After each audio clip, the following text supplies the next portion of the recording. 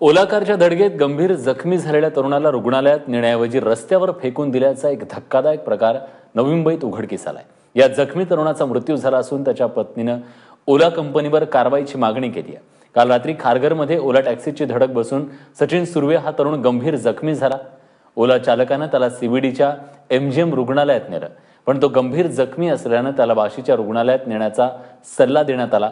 त्यानंतर या चालकानं रुग्णालयात नेण्याऐवजी सचिनला जखमी अवस्थेत रस्त्यावर फेकून दिलं। उपचारांअभावी सचिनचा मृत्यू झाला।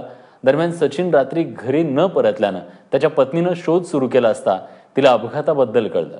तिनं ओला कंपनीशी संपर्क साधत चालकाच्या लोकेशनची विचारणा केली, मात्र तिला कुठलीही मदत करण्यात आली नाही। त्यामुळे केवळ चालकाला अटक करणं पुरेसं नाही, तर ओला कंपनीवर कारवाई करण्यात यावी अशी मागणी रुपाली सुर्वेंनी केली आहे। आम्हाला पोलीस स्टेशनला थोड्याच वेळात इन्फॉर्मेशन मिळाली पहाटेच्या वेळेस की एक जखमी इसम नेरूळच्या हद्दीत आयकर कॉलनीजवळ पडलेला आहे। म्हणून मग आयकर कॉलनीजवळ जाऊन मृतदेहाची तपासणी केली तेव्हा सगळं लक्षात आलं की तोच जखमी इसम होता। तो ओला कारचा जो चालक आहे त्याने कदाचित भीतीमुळे किंवा कारवाईमुळे त्यांनी जखमीस उपचाराकरता न नेता त्याला जखमी अवस्थेत रस्त्यावर सोडलेला आहे। या सगळ्या संदर्भात अधिक माहिती देण्यासाठी विनायक पाटील आपले प्रतिनिधी आता आपल्यासोबत आहेत। विनायक, हे प्रकरण नेमकं काय आहे, पुढे काय झालंय? सचिन सुर्वे यांचा रात्री 11 वाजता अपघात झाला होता आणि ज्या ओला गाडीने सचिन सुर्वे यांना उडवलं होतं त्याच ओला गाडीमध्ये तिथे जमलेल्या लोकांनी त्यांना बसवलं होतं आणि कोणत्या तरी रुग्णालयामध्ये यांना त्वरित ॲडमिट करण्यासाठी सांगितलं होतं। यानंतर ओलाचा जो ड्रायव्हर आहे, जो ओलाचाच मालक आहे रईस खान, यांनी आपल्या गाडीमध्ये सचिन सुर्वे यांना जखमी अवस्थेमध्ये गंभीर जखमी अवस्थेमध्ये होते सचिन सुर्वे यांना घेत सीबीडीच्या एमजीएम रुग्णालयामध्ये नेलं होतं। मात्र त्या ठिकाणी डॉक्टरांनी त्यांची परिस्थिती पाहून गंभीर जखमी असल्याचं सांगत त्यांना कामोठेच्या एमजीएम रुग्णालयामध्ये घेऊन जाण्यास सांगितलं होतं।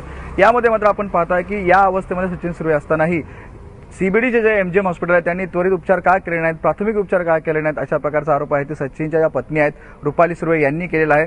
जर त्यांना पुढच्या हॉस्पिटलमध्ये घेऊन जाण्याचा सल्ला जर डॉक्टर देऊ शकतात तर या गंभीर अवस्थेमध्ये त्यांनी स्वतःच्या रुग्णालयाची ॲम्ब्युलन्स आहे ती का दिली नाहीये? जर असं झालं असतं तर सचिन सुर्वे यांच्यावरती त्वरित उपचार झाले असते, ते हॉस्पिटल पण पोहोचले असते आणि आज ते वाचल्याचे अशा प्रकारचा आहे ते स्पष्टीकरण आहे ते रुपाली सुर्वे देत आहेत। त्याचबरोबर आपण पाहिलं तर रईस खान आहे ते सचिन सुर्वे यांना जेव्हा सीबीडीच्या एमजीएम रुग्णालयातून घेऊन गेले कामोठेच्या दिशेने, मात्र ते जो रईस खान आरोपी आहे तो मात्र कामोठेच्या रुग्णालयात पोहोचला नाही एमजीएम मध्ये। त्याने मध्येच खारघरच्या दिशेने जाताना टर्न मारला आणि रात्रीची वेळ होती, रात्री जवळजवळ 12-12:30 वाजले होते। त्यानंतर रईस खान हा सचिन सुर्वे यांना घेऊन गायब झाला आणि तो गायब झाल्यानंतर आहे आपण पाहिलं की सुर्वे यांचा नंबर आहे तो सुद्धा स्विच ऑफ करण्यात आला होता आणि रईस खान यांनी स्वतःचा मोबाईल नंबर सुद्धा स्विच ऑफ केला होता। नक्कीच, तेव्हा एकूणच सगळ्यांच्याच या अनास्थेमुळे कुठेतरी हा बळी गेला का, हाही प्रश्न आहे।